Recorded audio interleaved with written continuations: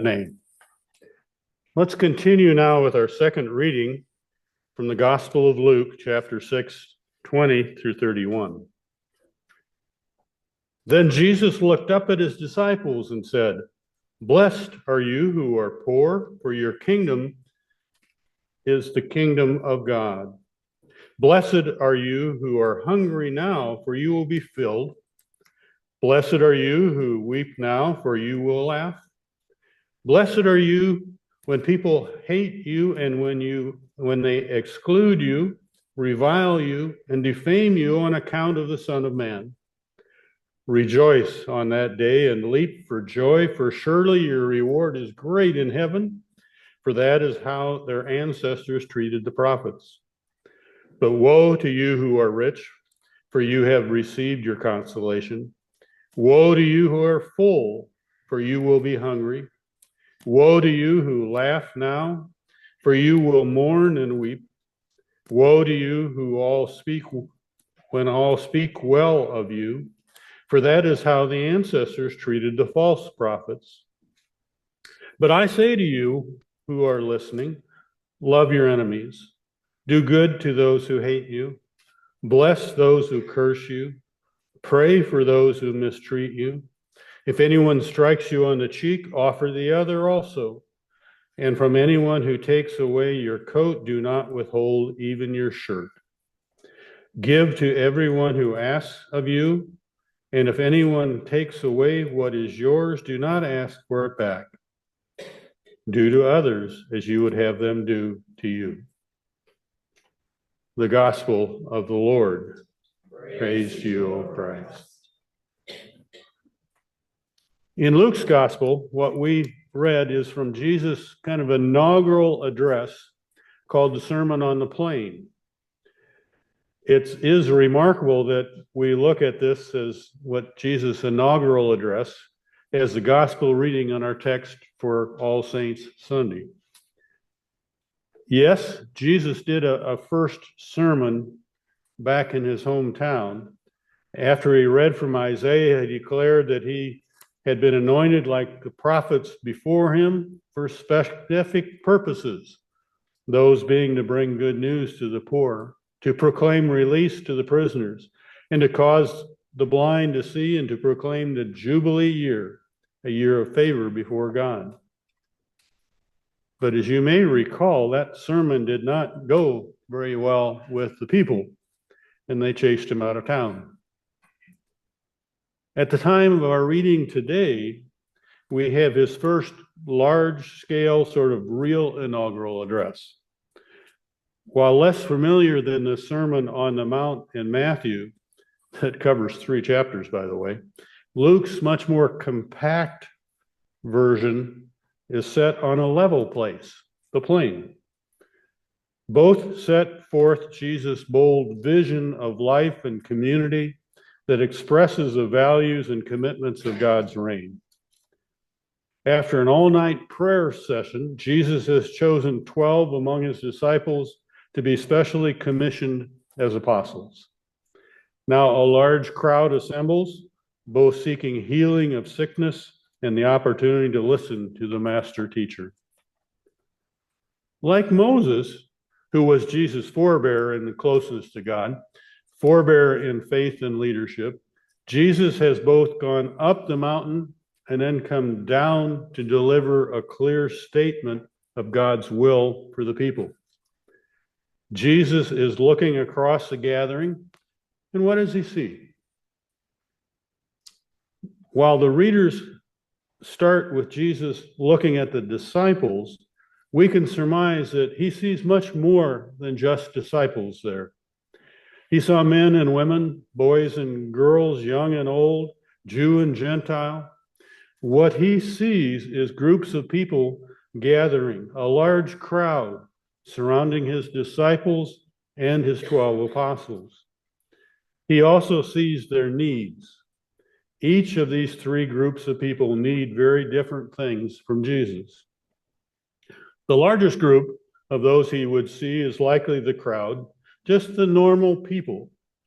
In verse 17, we read that the crowd was made up of people from Judea and Jerusalem and the coast of Tyre and Sidon, in other words, from far and wide. While they likely wanted to hear what Jesus had to say, for many, the likely purpose of their presence was much more pragmatic. They first and foremost needed Jesus to feed them and heal them. Heal from various illnesses and diseases. Heal those who had unclean or evil spirits for which they wanted relief. While you do not know the exact how many people were in the crowd, we do know that Jesus healed them both physically and emotionally, thereby restoring them to fullness of life as they return to their communities restored.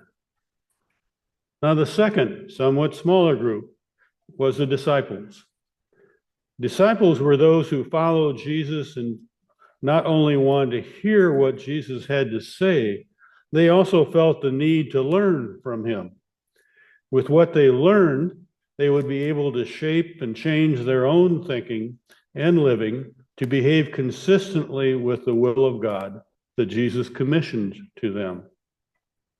The third, even smaller group was composed of the newly appointed 12 apostles. While the apostles were also disciples, not all the disciples could be apostles.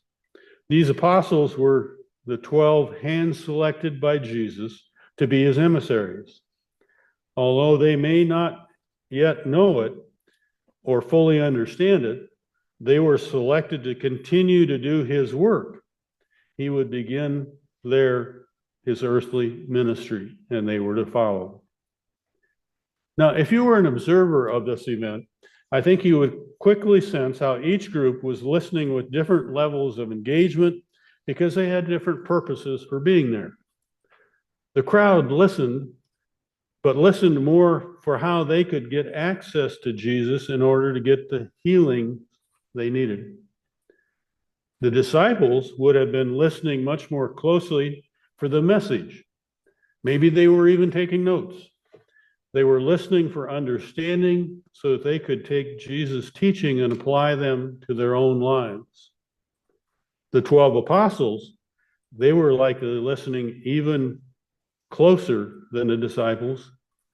They would be there in the front row, watching intently, making notes of Jesus' thoughts and actions, because they were expected to do what he did in the world.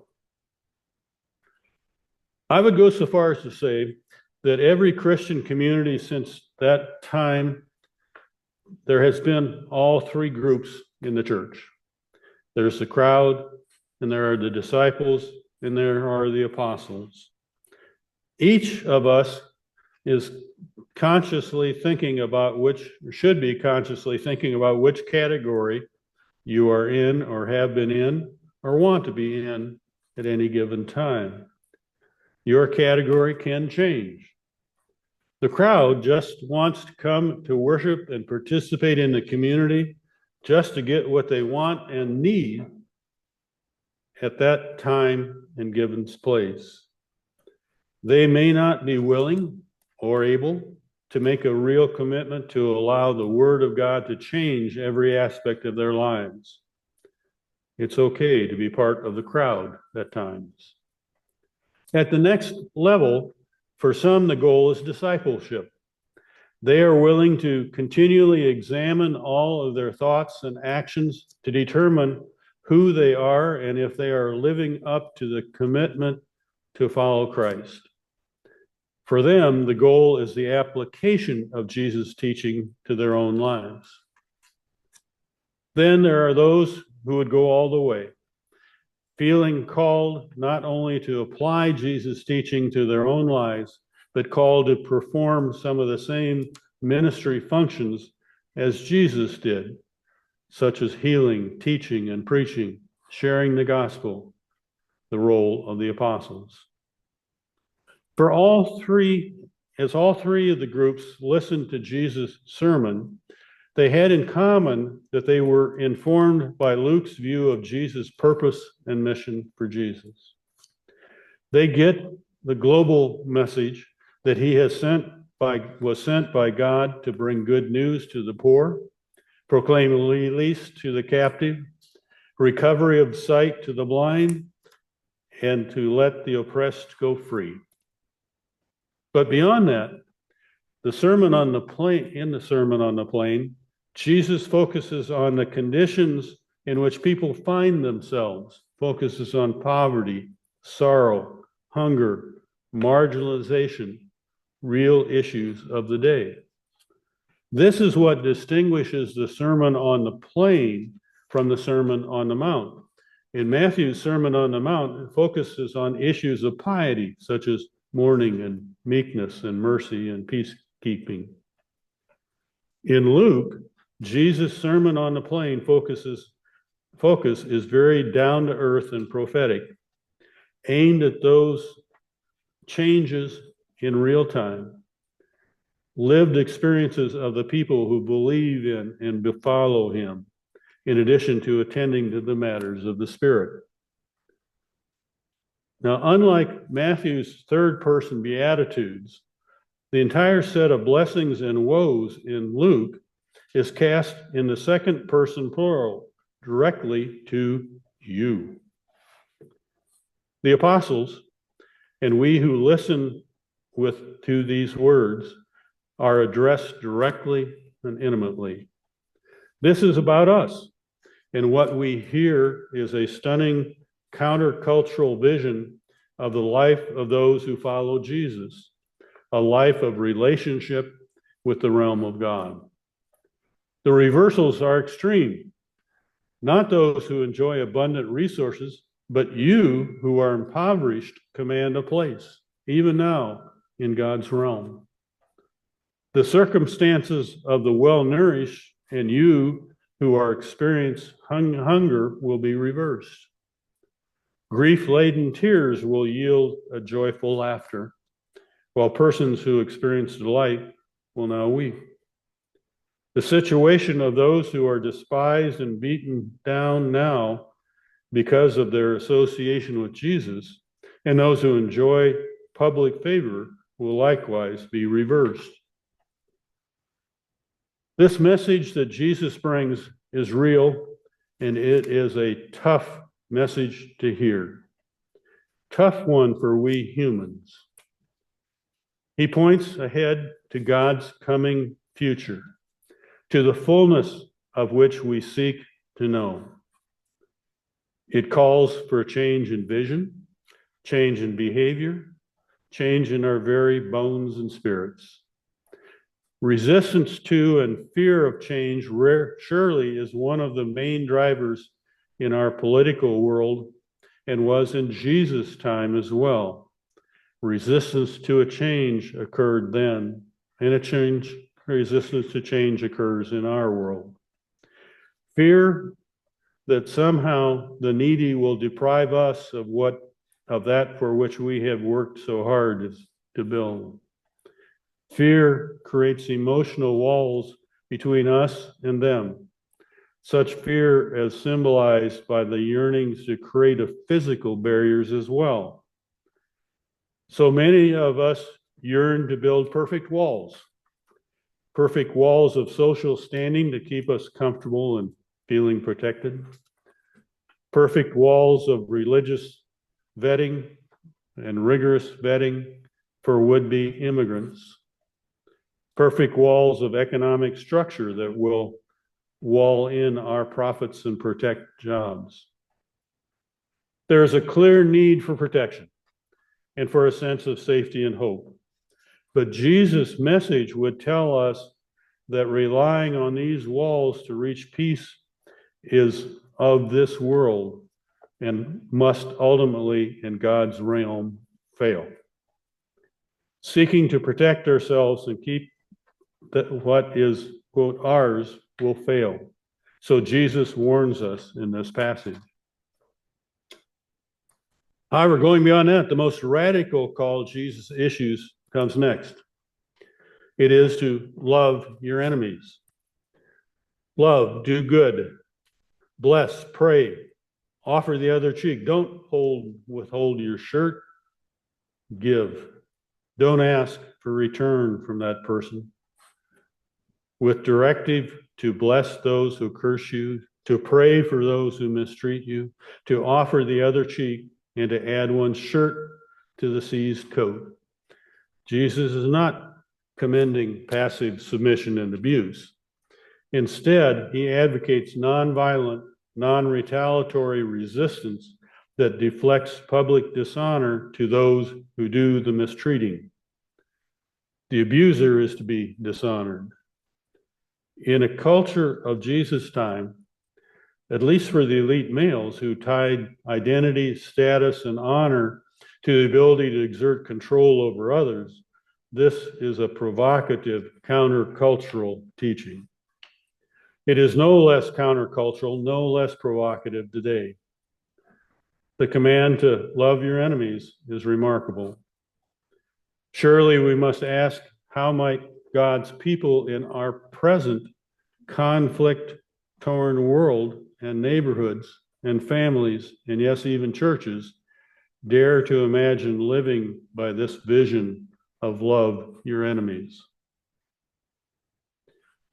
For his original audience, Jesus is, of course, not talking about political elections or campaigns. He is talking about an astounding time of creativity and change, both breathtaking and disturbing, in the world he occupies with those around him in the first century. A time of change that draws people to him and terrifies others. Our Christian perception of life in God's world today dares us to draw us close to Jesus' words. Words that constitute the inauguration of his dangerous ministry, of his vision and purpose, a mission that continues for us today. Today we recognize in All Saints Sunday, we stand shoulder to shoulder with all the saints who came before us. Those who dared to move from the crowd to the discipleship, and from discipleship to apostleship. We too have come with our needs, our fears, and our hopes. But Jesus does not stop at meeting needs. He calls us into something deeper. He calls us to love in the world God imagines, where all walls fail, enemies are loved, and those who push aside are brought near. So the question for us on this All Saints Sundays is not just, what do you need to do for Jesus?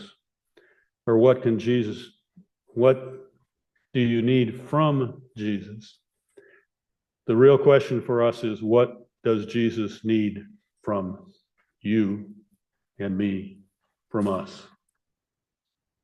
May God give us courage to follow, the compassion to love, the faith, a faith bold enough to transform the world. Thanks be to God for this mission. Let us now rise.